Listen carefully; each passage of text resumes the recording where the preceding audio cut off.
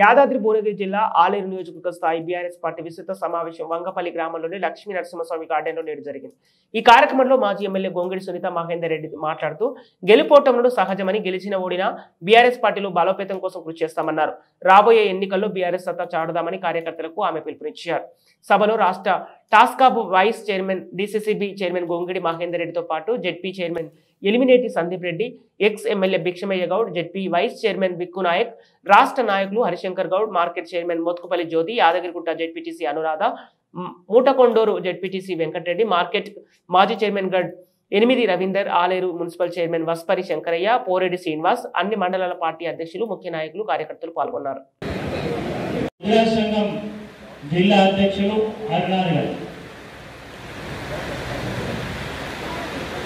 కూడా ఎవరి మాట చెప్పకుండా, ఎవరి మాటలు పట్టించుకోకుండా నిజంగా ఒక కార్యకర్త ఆయన ప్రోత్సహించి పార్టీ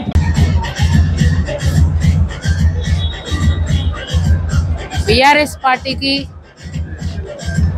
గెలుపు ఓటములు అనేవి పరిపాటే.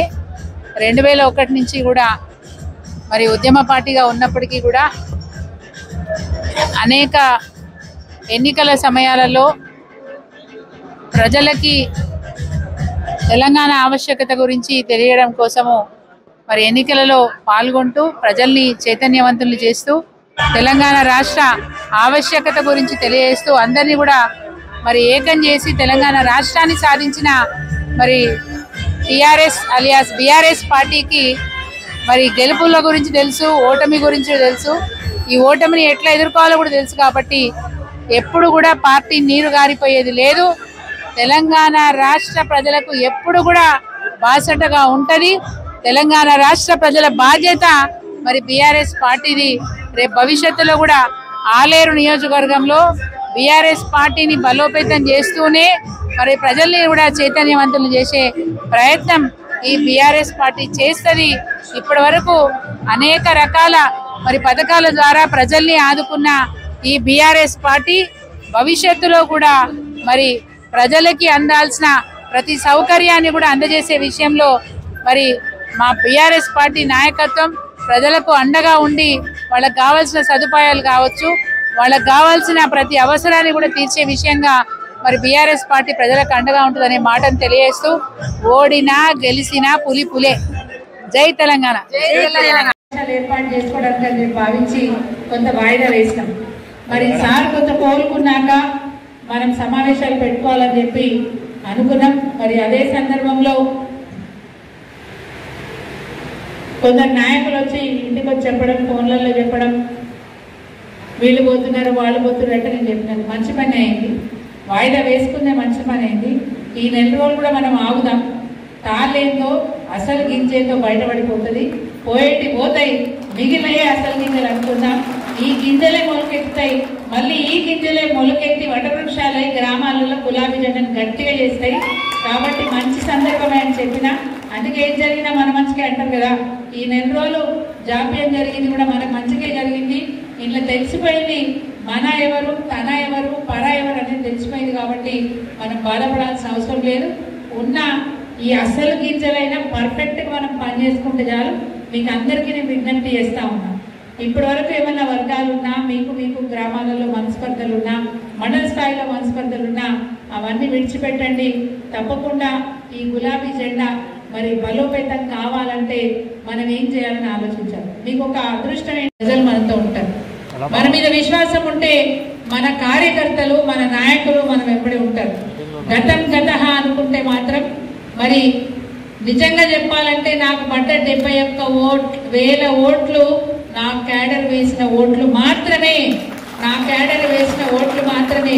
వాళ్ళ స్థాయిలో వాళ్ళు కష్టపడ్డప్పటికీ కూడా ఇంతసేపు చాలా చెప్పారు. మన వాళ్ళు చెప్పినారు ఎక్కడ లోపం జరిగింది, ఎక్కడ తప్పు జరిగింది, కేసీఆర్ దగ్గర నుంచి కింద కార్యకర్త వరకు తప్పు జరిగింది, ఓటర్ వరకు తప్పు చెప్పింది, అనేక రకాల విషయాలు మనం మాట్లాడుకున్నాం.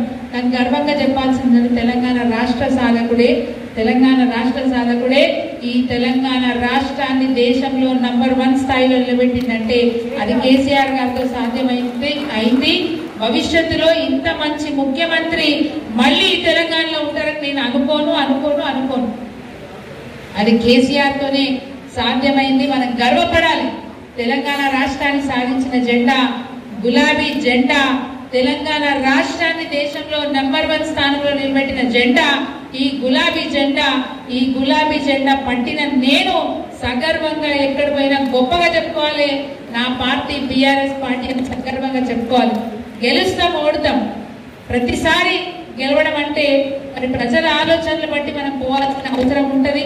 సరే, కొన్ని లోపాలున్నా, కొన్ని కష్టాలు వచ్చినా, కొన్ని నష్టాలు వచ్చినా, పార్టీలో గ్రామ స్థాయిలో కావచ్చు, మండల స్థాయిలో కావచ్చు, వర్గాలున్నా, అసంతృప్తున్నా, ఏదున్నా, మా మీద అలిగిన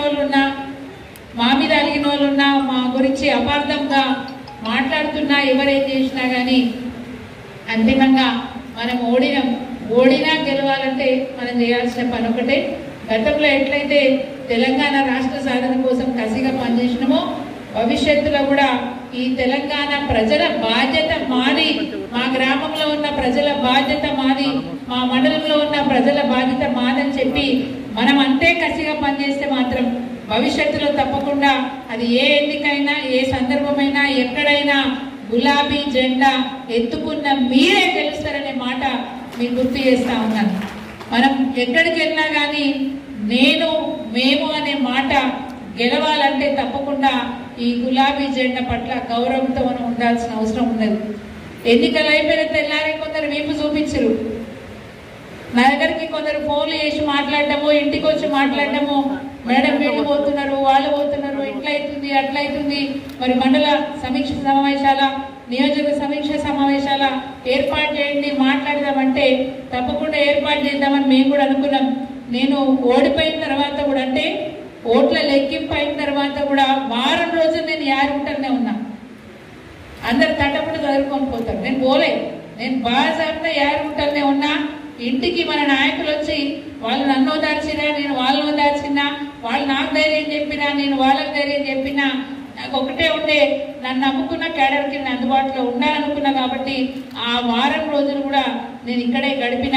ఆ తర్వాత ఇంటికి వెళ్ళిన తర్వాత మేము మాట్లాడుకున్నాం, నియోజకవర్గ స్థాయి మీటింగ్ పెట్టుకుందామని చెప్పి అన్నప్పుడు నేను మహేంద్ర రెడ్డి గారితో ఒకటే మాట చెప్పిన, ఒక్కొక్క మండలానికి కొంచెం వాతావరణం తేడా ఉంది కాబట్టి మండల వారీగానే మనం సమీక్షా సమావేశాలు పెట్టుకుందాము, భవిష్యత్తు కార్యాచరణ రూపొందించుకొని పనిచేసుకుంటూ పోదామని చెప్తే అట్లా అనుకున్నాం మేము. ఆ తర్వాత సరే అనుకోని పరిస్థితులు, గౌరవ కేసీఆర్ గారు వారు కింద పడడం, వారికి యాక్సిడెంట్ అవ్వడం, వారు హాస్పిటల్లో